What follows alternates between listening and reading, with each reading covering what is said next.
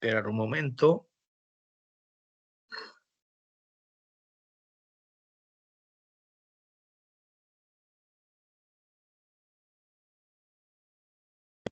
Un momento que ha habido un problema. Vale, no, ya está. Es que...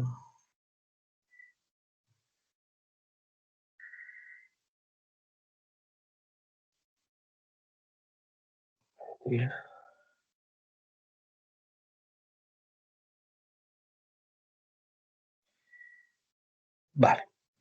¿Lo veis? Sí, sí se ve. Vale, pues lo voy a poner en grande, ¿eh? A ver, yo es que el otro día os envié uno y os expliqué uno que es una parte de que es todo el tema de todo el tema de la relación con la estrategia. Entonces después lo unifiqué, no me acordé, con lo cual este es el último. 2 y 3, saber que todo el tema de cambio lo haremos en la última sesión. He hablado con el profesor de mañana y va a hacer algo muy parecido. Entonces, esto no, o sea, me lo saltaré, ya lo veréis que está por el medio, pero entonces es lo de evolución y enfoques. La idea es, aquí temas que quizá no saldrán de teorías de la organización, acabar de, a ver, no saldrán en detenimiento. Por ejemplo, la teoría de la transacción, o lo de todo esto, pues va a ir saliendo. O sea, hay muchos temas que irán saliendo. Pero hay 2 o 3, pues que como lo de cultura de empresa, etcétera, que haremos un poco de énfasis, porque si no lo explico ahora, pues no lo veréis. Es para profundizar un poco teorías de la organización. Todo el tema de especialización, etcétera, no lo voy a explicar porque va a salir, solo básicamente van a salir algunos temas que quizá no se desarrollen mucho de todas las teorías de la organización que visteis. Entonces, aquí, esto es la teoría de la agencia. La importancia de la estrategia es el que nos lo saltaremos porque lo vimos la otra vez. El tema de teoría de la cultura organizativa, es otra teoría que sale, y los efectos del entorno. El 5, de cambio, de innovación, de nuevas tecnologías, todo esto, es lo que veremos al final de todo. Con lo cual, este tema de aquí, el 5, no va a entrar para el primer parcial, evidentemente.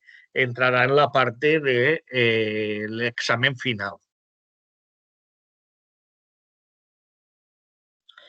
Bueno, la teoría de la agencia, como ya vimos, estudia las relaciones, empezó con las relaciones contractuales entre propietarios y trabajadores. Básicamente, en una empresa y en todo tipo de organización, aunque sea la administración pública, bueno, pues el propietario es el Estado o las fundaciones, etcétera, pero siempre hay los que representan la propiedad, los propietarios y trabajadores. Hablaremos más de lo que sería la empresa, porque quizás se entienda mejor. Los propietarios pueden ser accionistas en grandes empresas, hay accionistas que pueden ser hasta millones, digamos, y después hay pequeñas empresas que pueden haber 2, 3 o 4 socios, la empresa familiar, o empresas con un único propietario. O sea que el tema de propietarios, pues Telefónica, pues no sé si habrá alguno que tenga un 1% del capital. Entonces, los propietarios aquí se difuminan. En cambio, es más claro lo que serían pymes, pequeñas empresas, empresas familiares o empresas que solo hay un propietario. Respecto a los trabajadores, que ya lo veremos, hay que distinguir al menos, para simplificar, pues ya veremos con las teorías de Michberg, iremos viendo bueno, que esto se complica un poco, pero en principio los trabajadores serían los que hacen tareas directivas, los directivos y los que hacen actividades de base, ¿no? El resto de los trabajadores. Entonces, básicamente, los distinguimos en estas dos partes. Siempre, si veis algo, antes de que pase de transparencia, me lo vais diciendo.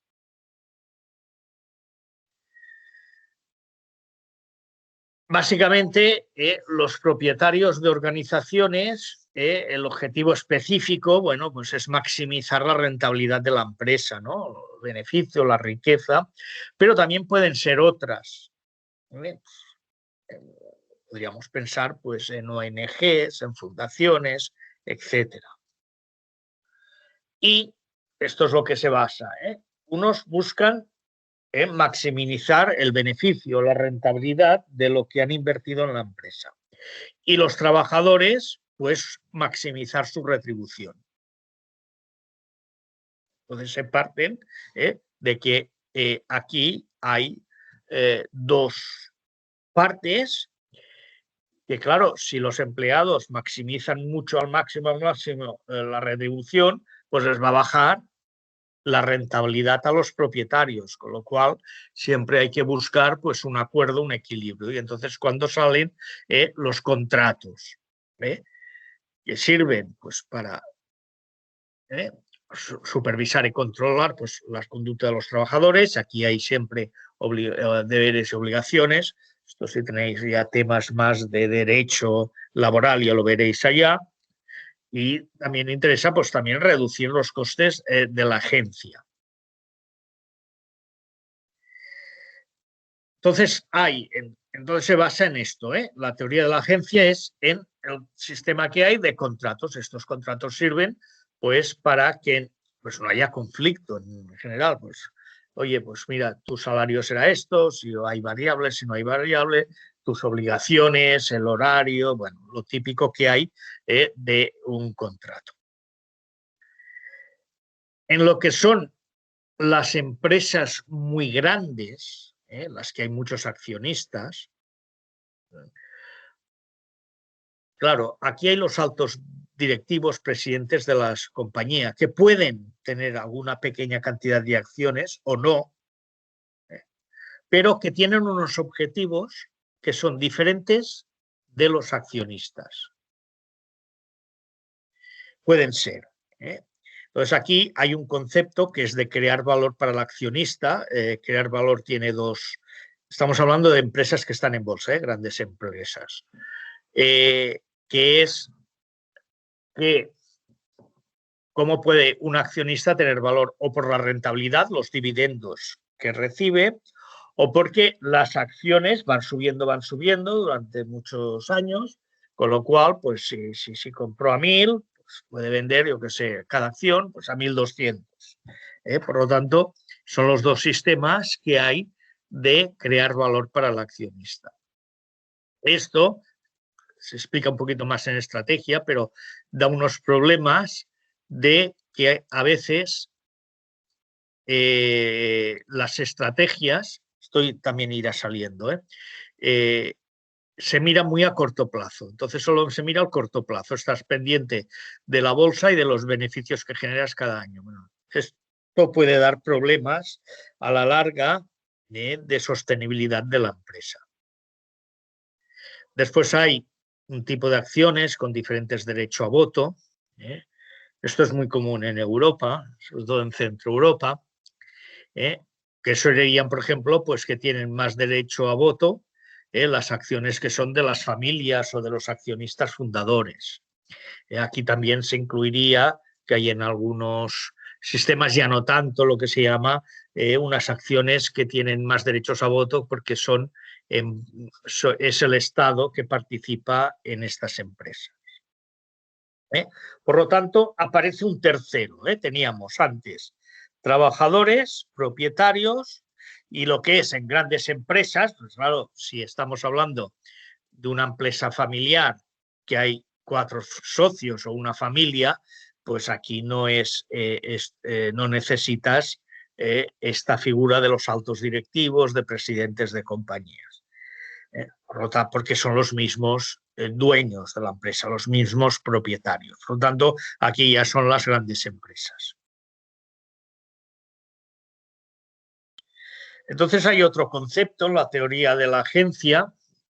Sigo hablando de grandes empresas, que es lo que se llama el concepto de la simetría de la información, que no todos los agentes, por eso se llama teoría de la agencia, porque hay unos agentes serían los accionistas, otros agentes serían los trabajadores y aquí ha aparecido un tercer agente que sería toda la alta dirección. ¿Quiénes son los que tienen más información? Los directivos, más que los accionistas. Si vemos, yo qué sé, los accionistas de CaixaBank, ¿no? o de empresas como Nestlé o empresas tipo pues, Volkswagen, etcétera, uno a veces va mirando los accionistas y lee, incluso los accionistas, principales accionistas de estas grandes empresas, a veces no son ni personas, son fondos de inversión, fondos de pensiones.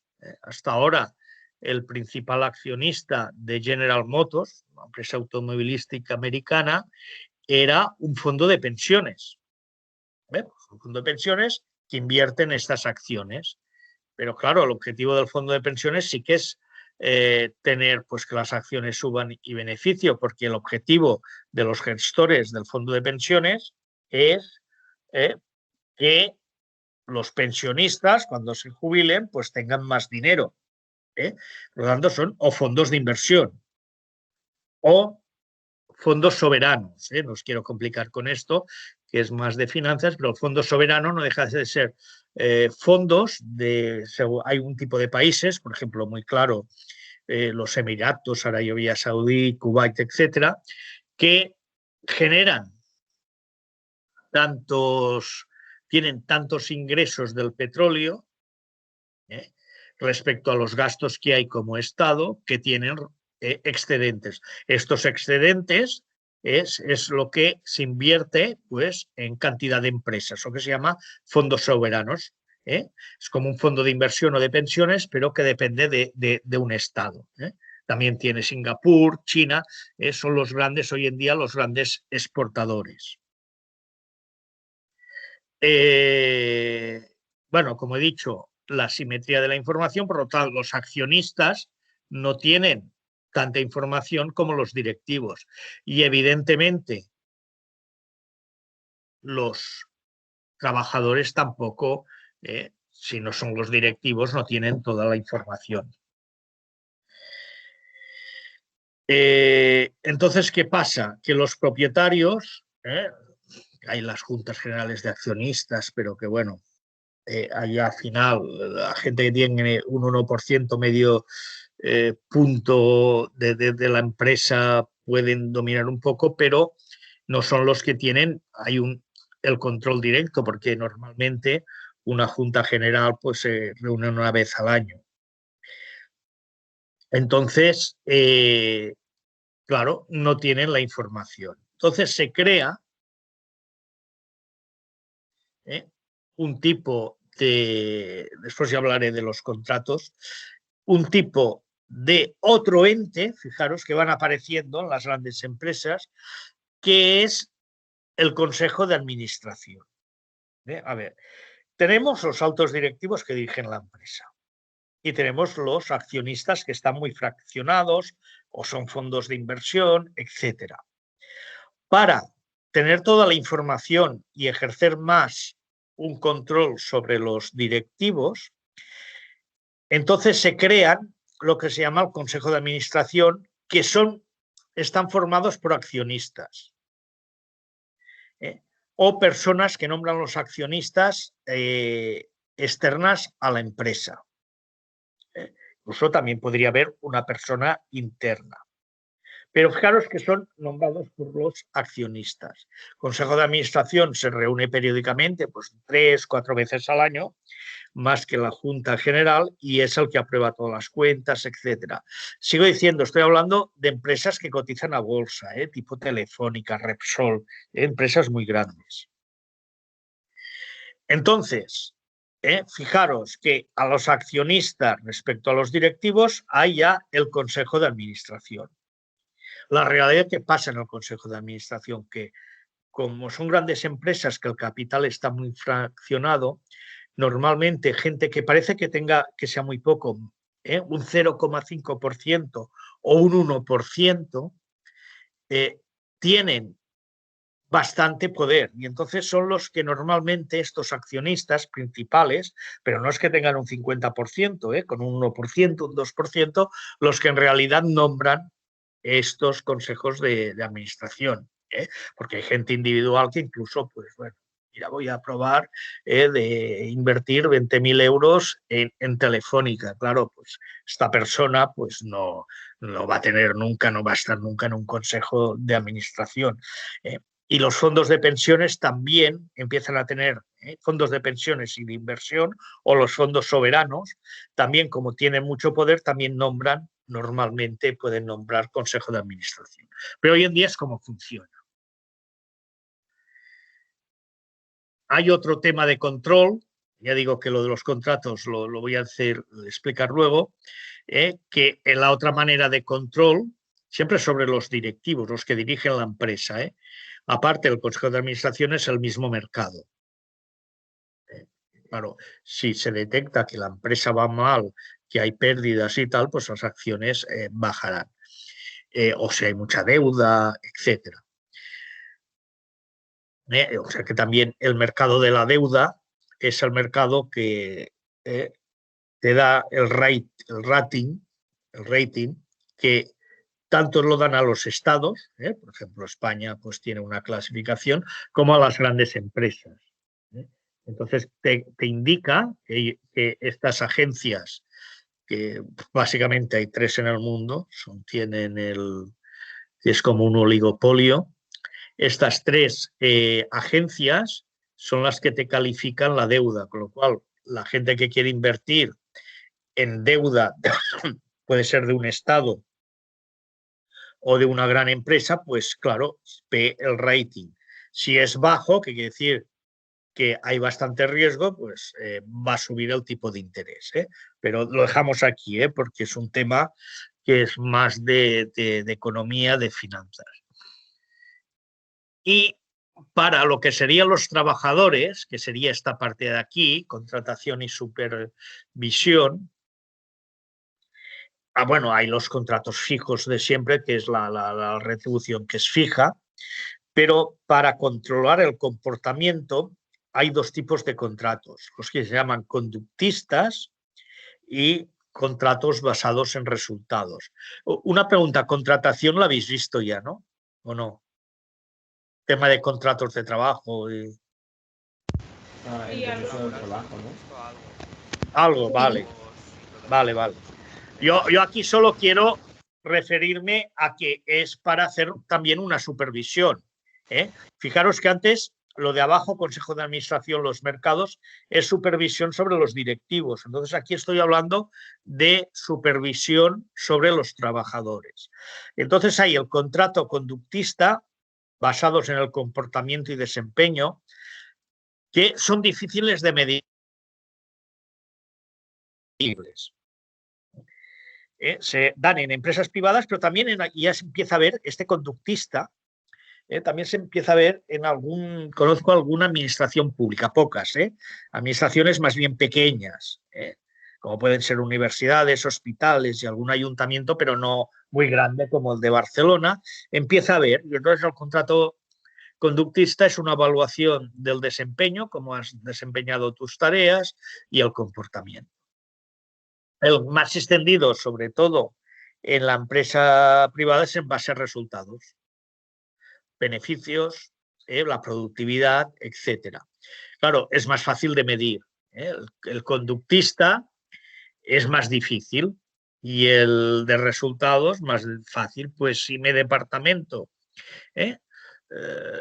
Ha contribuido, o lo veréis más fácil, la filial de Nestlé en España ha tenido unos beneficios de X, igual de lo esperado, mejor. Entonces, es cuando hay un complemento de retributivo normalmente que se da a lo mejor a toda la empresa. También aquí hay a los directivos, podría ser todo el tema de stock option, de precios de las acciones más baratas, pero también a veces se hace en los empleados. Es muy fácil todo el tema comercial, por ejemplo, es muy normal que todas las personas que estén en departamentos comerciales o de marketing tengan una comisión sobre las ventas que hacen. Si yo he vendido, mi sueldo pues son 1.500 euros, pero tengo un porcentaje, 1% sobre las ventas. Pues si he vendido 100.000, pues tendré 1.000 euros más este mes. 1.500 normalmente hay un sueldo fijo más el porcentaje de ventas. Bueno, esto es básicamente en resultados. Fijaros que todo viene para supervisar estos dos.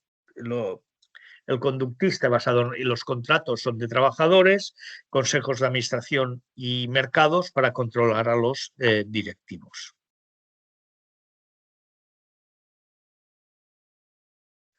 Vale. Este tema del 1 tenéis, porque aquí acaba un poco la teoría de la agencia. Fijaros que al final, cuando empezó estructuras muy simples de los propietarios, los trabajadores, como ya los propietarios ya son accionistas y la empresa ha crecido mucho, salen los directivos, pero los accionistas para controlar a los directivos sale otro que es el Consejo de Administración, ¿no? Que son los consejeros del Consejo de Administración. Entonces, al final nos salen 4 agentes en empresas grandes: trabajadores, directivos, accionistas o propietarios y el Consejo de Administración, que son estructuras. El Consejo de Administración, evidentemente, en pymes pequeñas, empresas familiares, empresas unipersonales, desaparece porque los dueños ejercen. Incluso pueden ejercer de directivos, incluso la parte de dirección puede desaparecer. ¿Qué pasa? Que uno de los problemas que hay, que aquí bueno, se necesita mucho apoyo, hay muchos consultores, etcétera, es cuando una empresa familiar crece mucho. Cuando crece mucho, claro, los propietarios pues, son humanos, o sea, no pueden hacer de directivos, controlarlo todo, porque se le escapa, la empresa se está haciendo muy grande. Entonces, cuando necesitan contratar directivos, etcétera, es un tema que está muy estudiado de cuando una empresa familiar, que siempre lo han llevado, la dirección la ha llevado la familia o los propietarios fundadores, crece, ¿no? Entonces es cuando pues empieza a complicar y empieza a aparecer la teoría de la agencia. ¿Alguna pregunta sobre esto? Bueno, aquí es lo que os he explicado antes, pero esto es lo que tenéis en el campus virtual, del tema de la estrategia. Esto ya lo vimos, por lo tanto, me lo salto. A no ser que alguien tenga alguna duda sobre este tema de estrategia. ¿Alguien tiene alguna duda? Esto lo expliqué la semana pasada, ¿no?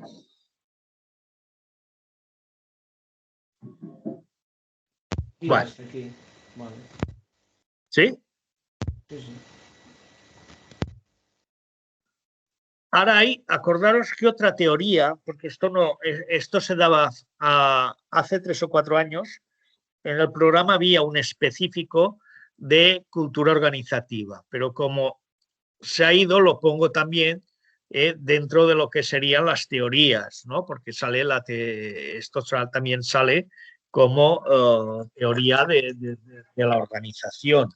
Y entonces, como no se va a ver, pues entonces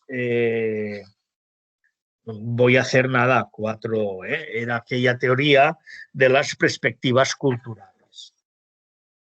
Entonces, también cada organización tiene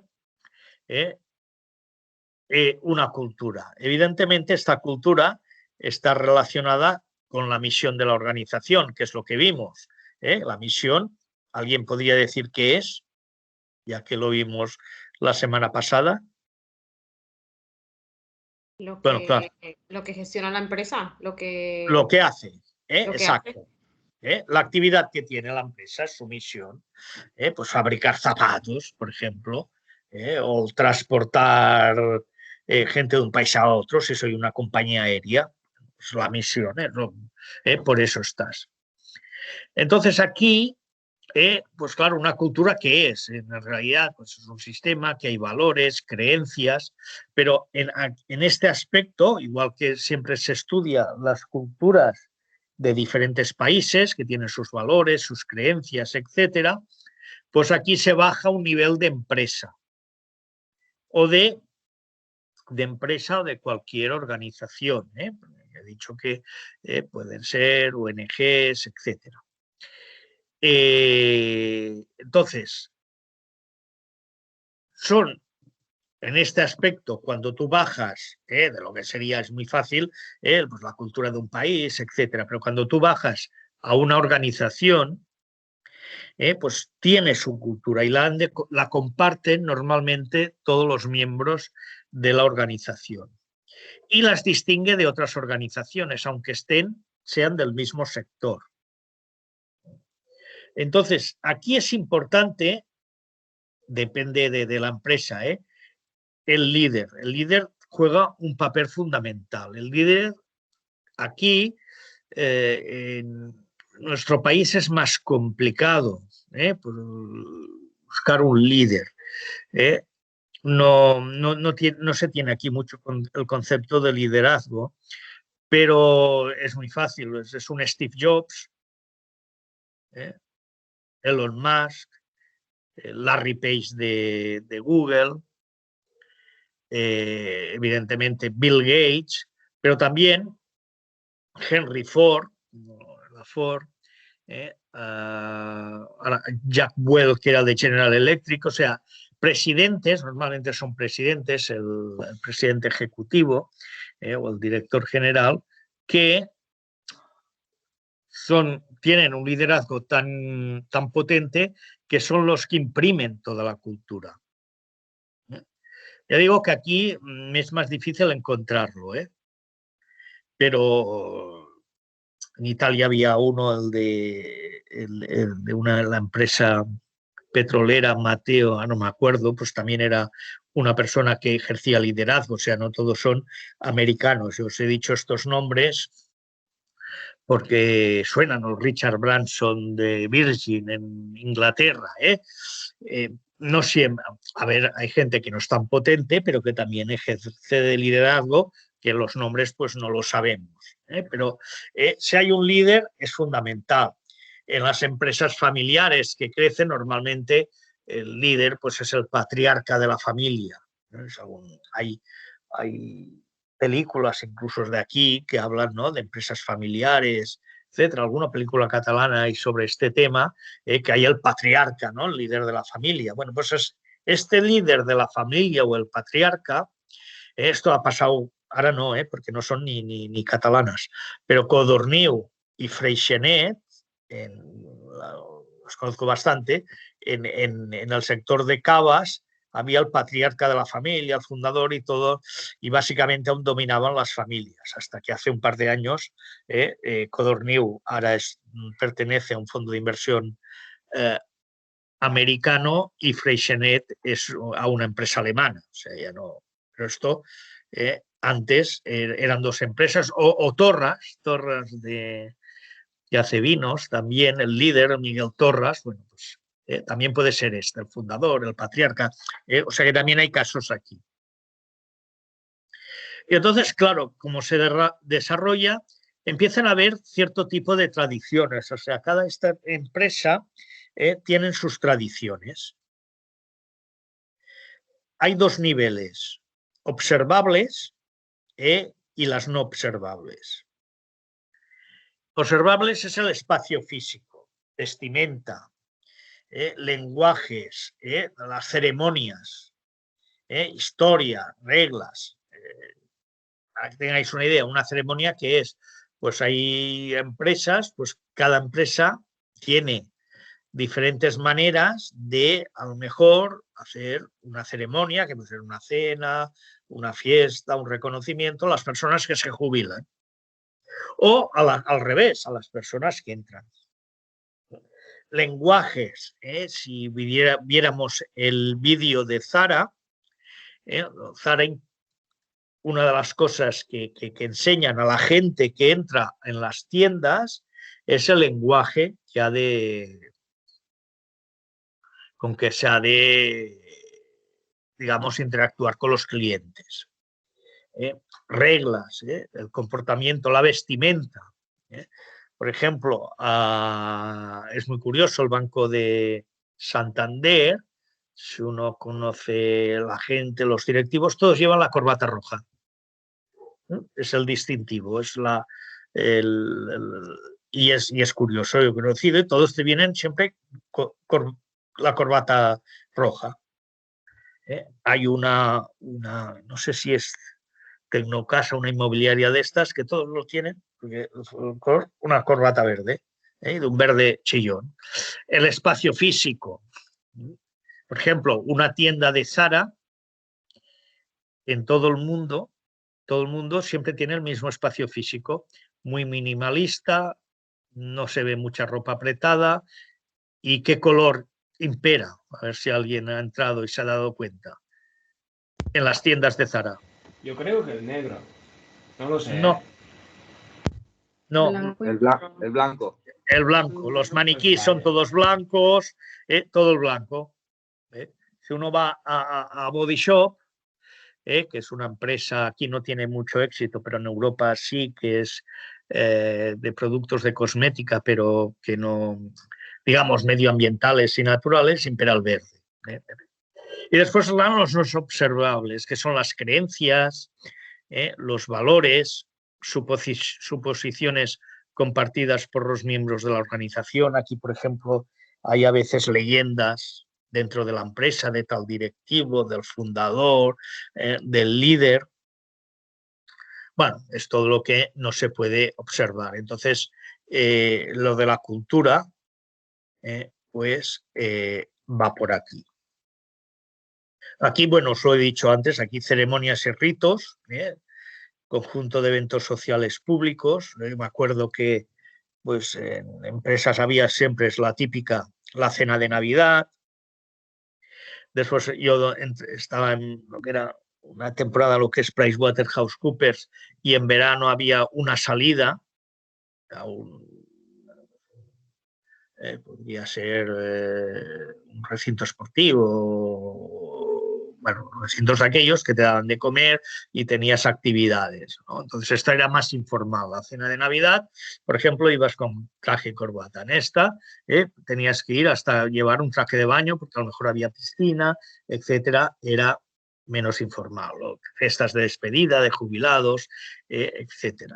Siempre hay incluso alguna película, me acuerdo, que siempre daban el reloj de la empresa al que se jubilaba. Las bienvenidas de ciertos miembros, o sea, muchas empresas lo que tienen, además lo tienen como protocolo, pues es como dar la bienvenida a los nuevos miembros. Textos, dibujos, colores, la caja pues con el azul, lo que os he dicho antes de las corbatas, el lenguaje, sonidos vocales, signos, gestos.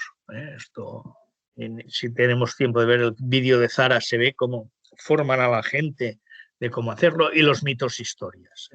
Dicho sobre todo los fundadores, pues si hay bastante carisma. Aquí también podrían ser, pues, en empresas familiares el que creó la empresa.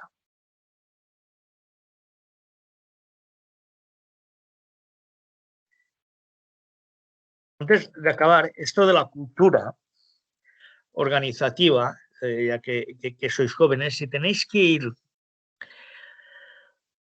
a una gran empresa o una gran organización, aunque sea una fundación o aunque sea una administración pública, intentar detectar la cultura. No siempre es fácil, de gestos, ¿Por qué? Porque si o sea, los que hacen la selección siempre buscarán a alguien, personas, bueno, a nivel de conocimientos igual, se hacen muchas pruebas, etcétera, ¿no? Pero que encajen en su cultura. Entonces, si podéis detectar elementos de la cultura de esta empresa, pues tendréis un poquito más de ventaja a la hora de la selección o de hacer entrevistas. Es un consejo, pero es importante intentar detectarla. No es fácil, a veces, pero las grandes empresas todas tienen su cultura.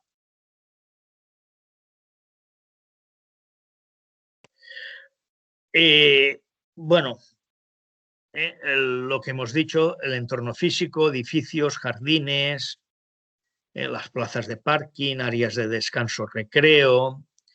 Por ejemplo, Hewlett Packard, que está aquí en Sant Cugat, pues tiene desde guarderías y tiene como una pequeño centro deportivo donde la gente después de trabajar pues puede practicar deporte, hay un gimnasio, etcétera, pistas de tenis, con lo cual, bueno, pues a ver, está bien, ya conoces la gente y te ahorras a lo mejor un gimnasio, ¿no?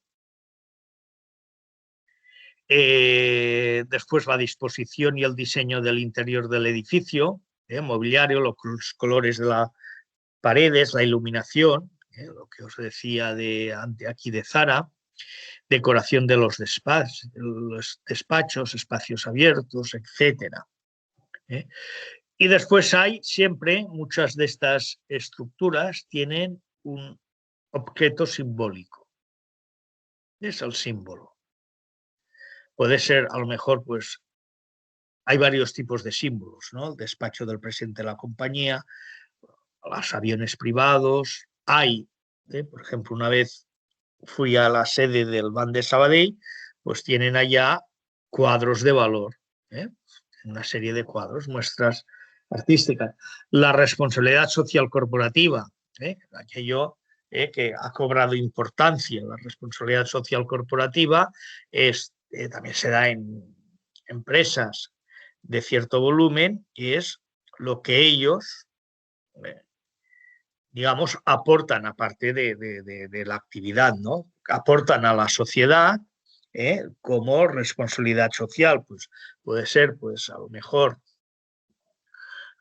cosas deportivas, yo que sé, el Banco de Santander financia mucho, da dinero a las universidades. Bueno, pues esto es responsabilidad social corporativa. Otros, a lo mejor más al medio ambiente, comercio justo, etcétera. Entonces hay todas esta responsabilidad social, pues también es objeto de la cultura de la empresa.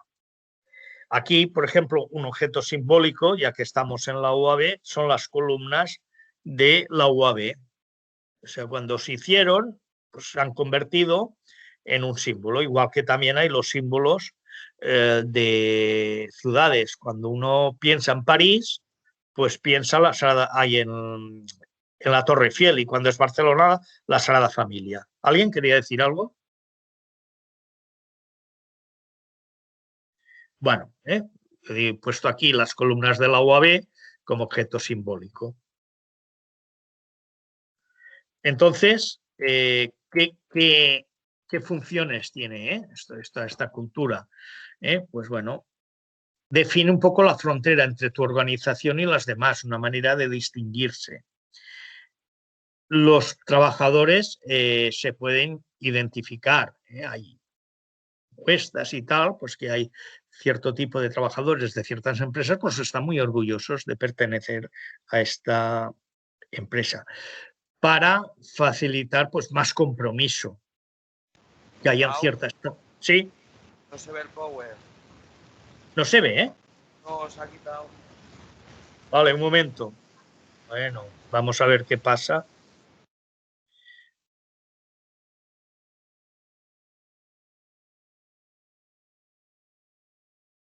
Ahí, momento. ¿Me oís? Vale, a ver. Sí. Sí, oí, Ah, pero sí, te oí. se ha ido, no sé por qué. Vamos a verlo, voy a volver a poner. Un momento.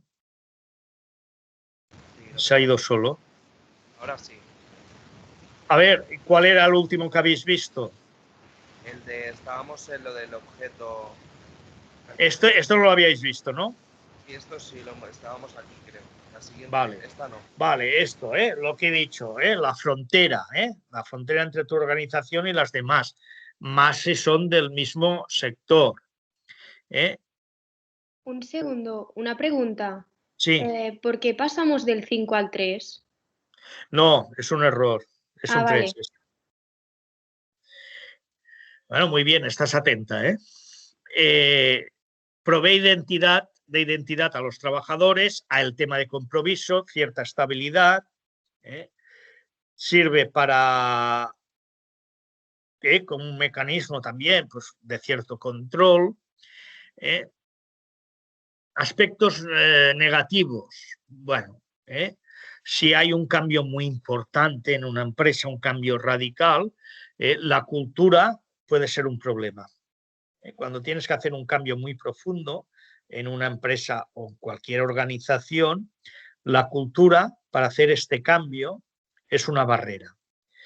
En cierto aspecto puede ser a la diversidad, ¿no? Porque si todo quiero que sean todos, pues hablen de la misma manera, tengan los mismos gestos, podría ser una barrera.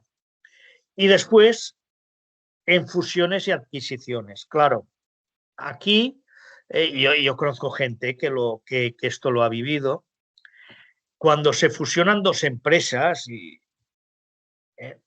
la realidad es que aunque sean entre iguales, siempre hay alguien que domine. Esto es la realidad, aunque sea, digamos, que las dos tengan el 50%, pero tienen culturas muy distintas. Entonces, yo conozco gente tengo muchos amigos, bueno, algunos amigos en Caixa Cataluña, y cuando el BBVA, aquí no fue una fusión, fue una absorción, una adquisición, lo pasaron fatal porque la cultura del BBVA, la manera de hacer las cosas y de todo, la cultura era muy diferente. Entonces, aquí chocan. Entonces, es una barrera muy importante cuando hay fusiones y adquisiciones de empresas. Cuando los he dicho que me ha avanzado lo de selección, la selección siempre van a mirar, esto es importante para vosotros ya a nivel personal, cómo se van a ajustar los candidatos a la organización. Y provee información también a los candidatos sobre la organización. Entonces también es muy importante si vais a una entrevista que sepáis el máximo sobre esa organización.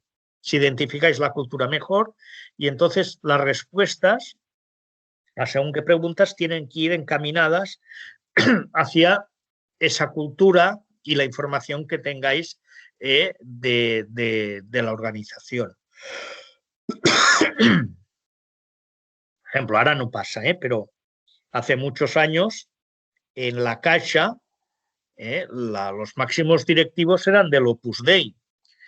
Pues bueno, es una entidad muy católica, etcétera, pues es bueno saberlo.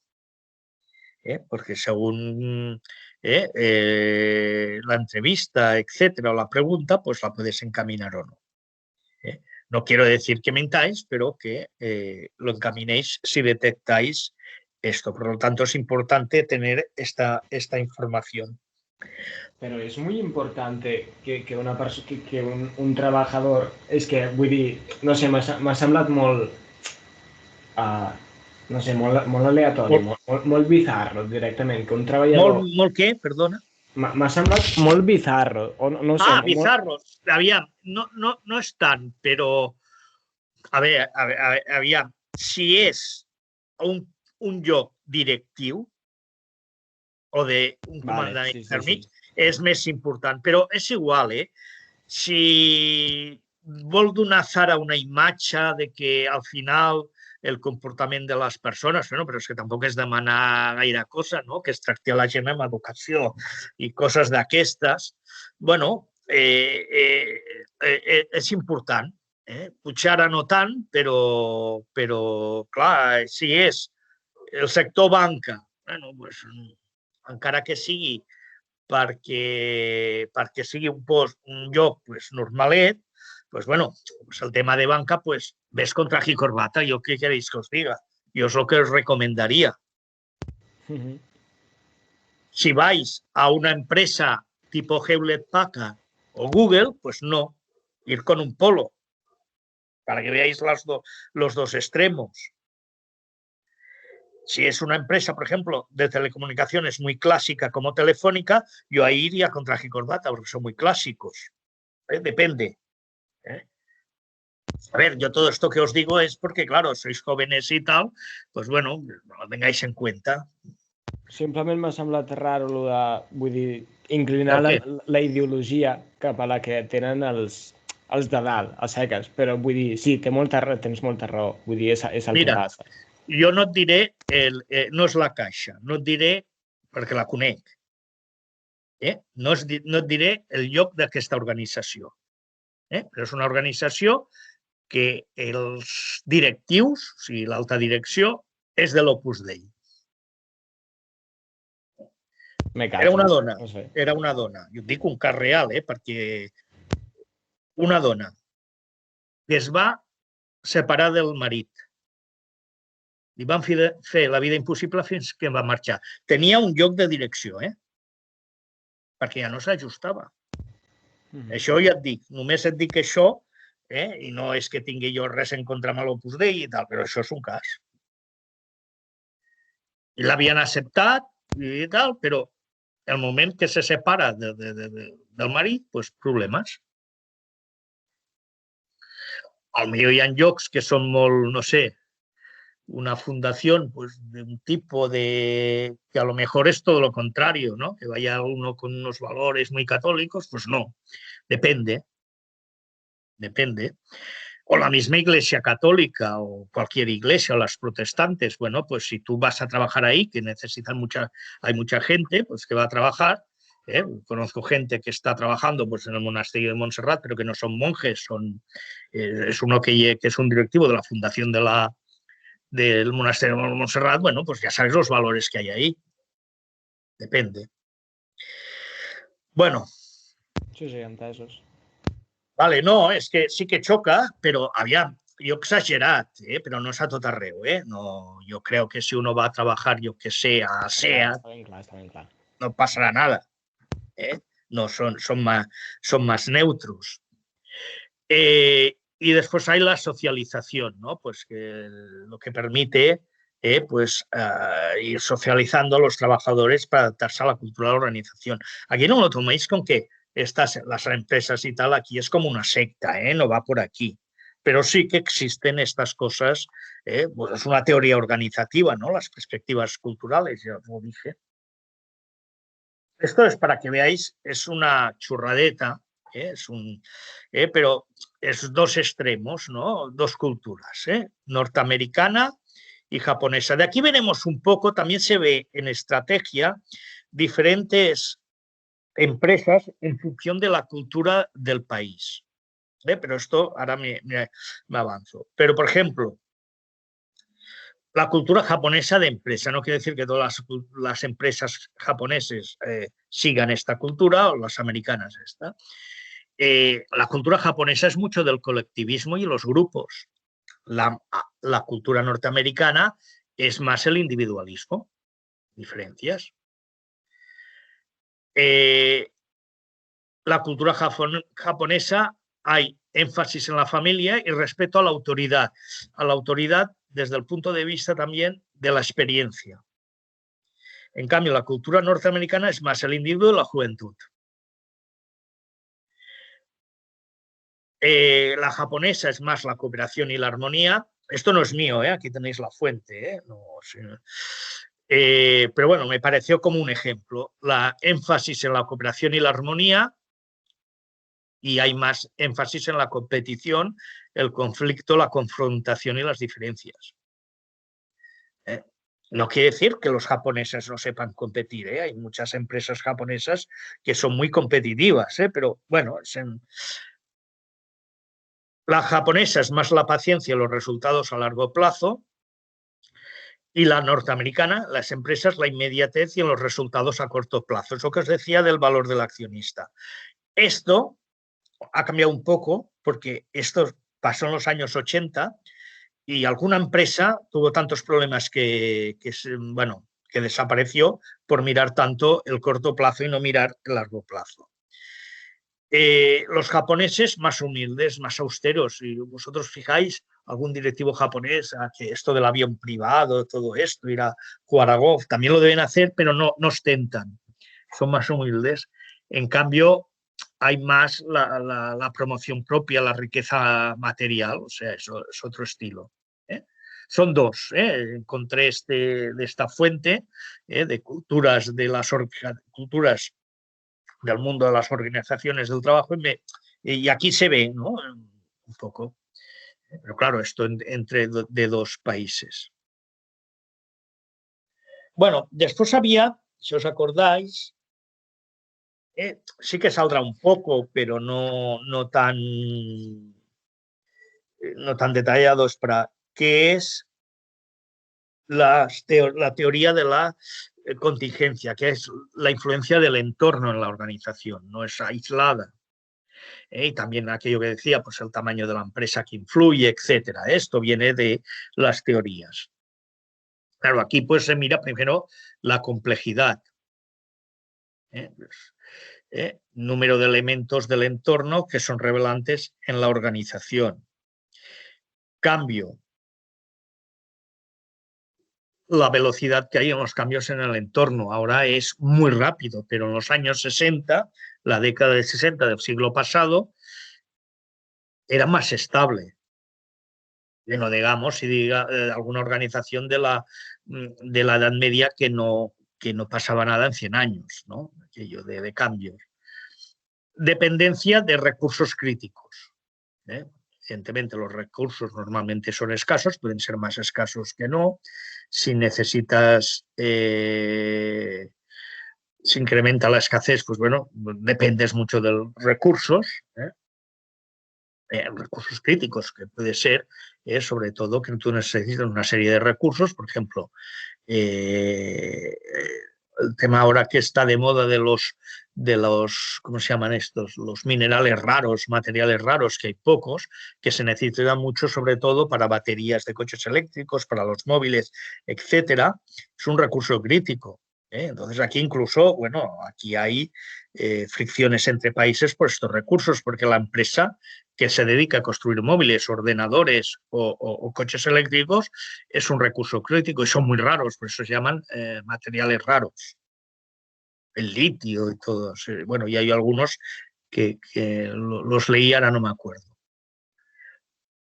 Aquí esto se ve, las 5 fuerzas de Porter se ven en estrategia, pero el entorno que hay, ahora que lo pongo aquí porque sirve para explicarlo, pues la competencia, el entorno, quién me va a influir, los competidores, depende de los competidores, me van a influir en la organización. Los posibles entrantes son empresas que quieren entrar en el sector. Los clientes, depende del tipo de cliente que tenga, pues me va a influir en la organización. Los proveedores también. Y bueno, productos o servicios sustitutivos, quiere decir, por ejemplo, que tú haces un producto, pero que a lo mejor sale algo, una tecnología, una empresa con un producto sustitutivo. Lo más claro, por ejemplo, sería pues que cuando y veréis lo que ha cambiado. Me va muy bien este ejemplo, que es cuando salió la tecnología del correo electrónico, el mail, afectó evidentemente al servicio de correos. Y el servicio de correos es que ha cambiado totalmente la organización. Era un servicio y además tuvo que despedir gente, muy pocos, porque eran funcionarios, más con jubilaciones anticipadas, pero claro, sobraba gente, pero la gente no envía cartas. Y entonces se ha transformado en otra empresa. Ahora es una empresa de reparto, como se ha incrementado tanto el reparto a domicilio, pues esto lo ha salvado. Pues esto es lo fruto. Evidentemente la tecnología, sobre todo pues en las industrias, la aparición de robots cada vez más sofisticados, esto ya lo veremos al final, la informática, la inteligencia artificial, bueno, lo que sería la organización, pues la hace cambiar. La política, en el sentido de que la política puede influir en las organizaciones. Si hay conflicto político, si no hay conflicto, etcétera. La macroeconomía también, la macroeconomía quiere decir pues los tipos de interés, la tasa de paro, la inflación, o sea, todo lo que es macroeconomía, pues también influye. Tendencias del consumo, pues también puede influir en la organización. La tendencia hacia, por ejemplo, más tener alimentos que no tengan tantos aditivos, más naturales, pues bueno, esto puede hacer cambiar, pues como si yo cambio la manera de hacer los alimentos, la producción, la manera de que los vendedores, el sistema de ventas, bueno, puede cambiar la organización. O sea, es todo el entorno. Para que veáis, aquí he puesto varios temas. Hay lo que se llama cada vez el análisis del entorno. Las empresas hacen un análisis del entorno, pues la planificación estratégica, por dónde voy, análisis de tendencias, os he dicho de tendencias al consumo, vigilancia tecnológica, es decir, de lo que yo vendo, si estoy en una empresa muy tecnológica como Google o como puede ser Microsoft o Apple, bueno, pues hay gente que solo se dedica a ir mirando todas las tecnologías que van apareciendo, que pueden influirles sobre su campo, evidentemente. Después hay el análisis de escenarios, ¿no? ¿Qué pasaría si pasa esto, no pasa lo otro? Por ejemplo, un análisis de escenarios que se vio hace poco es las pruebas que se llama de estrés que hace el Banco Central Europeo y el FMI a todos los bancos. ¿Qué hacen? Hacen unos escenarios, por ejemplo, positivo, pues que haya crecimiento, que el PIB crezca, que el IPC sea estable, que no haya paro, que el tipo de interés sea estable. Escenario, pues muy malo, ¿no? Pues caída del Producto Interior Bruto, etcétera. Y entonces, en un escenario malo, entonces tienen que mirar si la empresa aguanta. ¿Qué pasa? Que si ven que los indicadores es que esta empresa, tal como está, no aguantaría, le obligan, porque si no podrían intervenir, pues le obligan a hacer cambios. Estos cambios también pueden ser organizativos. Predicción de escenarios. El business intelligence, la inteligencia competitiva, que se aplicaría métodos más de inteligencia en la competitividad. Esto hoy en día se hace con algoritmos, etcétera, pero para que veáis que es muy sofisticado. Esto lo hablaré, no sé si me dará tiempo, yo creo que sí, dentro de lo que también os irá bien, dentro de los cambios y tal que están apareciendo nuevas profesiones. Esto de aquí, de escenarios, de vigilancia tecnológica, inteligencia competitiva, eran puestos de trabajo que en los años 60 y 70 no existían, ahora está lleno y están buscadísimos. Bueno, entonces esto sería lo último. Voy a introducir el otro tema, pero antes tenéis alguna, porque aquí acabo el tema 1, excepto todo el proceso de cambio y tal, que será al final. ¿Alguien tiene alguna, o quiere decir algo, tiene alguna pregunta, alguna duda?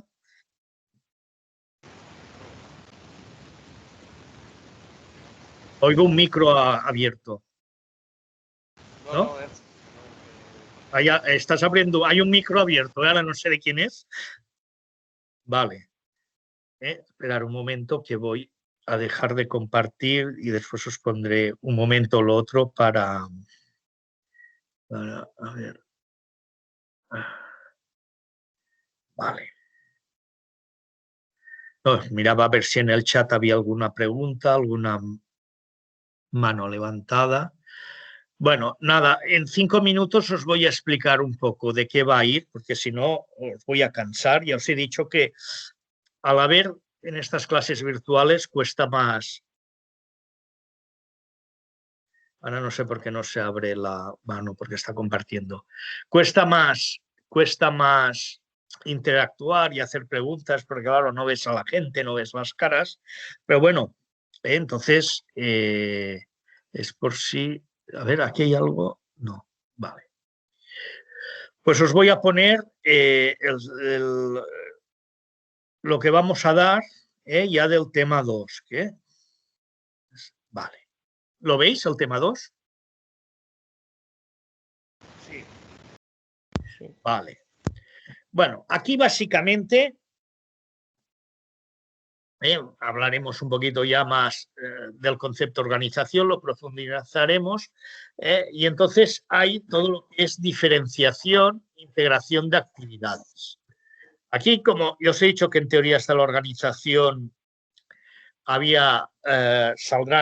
irán saliendo aquí, es muy importante todo el tema de especialización del trabajo racional, funciones directivas de Fayol, Taylor, Adam Smith. Entonces, aquí veréis bastante de estos temas. Entonces, es muy sencillo esta parte. Esta parte es diferenciar las actividades que se necesitan hacer en la empresa, que da lugar a los puestos de trabajo. Yo, por ejemplo, diferencio las tareas y tal que se han de hacer y tengo 20 puestos de trabajo. Y luego estos 20 puestos de trabajo, ¿cómo los agrupo? A lo mejor pues agrupo pues cada 5 puestos de trabajo en un departamento, en otro tiene 7 puestos de trabajo en otro. ¿Cómo los agrupo? Primero diferencio, detecto todas las tareas que son necesarias para hacer la actividad, con lo cual es la diferenciación. Aquí sale la especialización y cuando yo tengo, pues imaginar que te salen 40 puestos de trabajo. Claro, estos 40 puestos de trabajo, ¿cómo los organizo? ¿Cómo los integro en actividades? Evidentemente, se integran en actividades que sean homogéneas. De esto se trata. Entonces, después veremos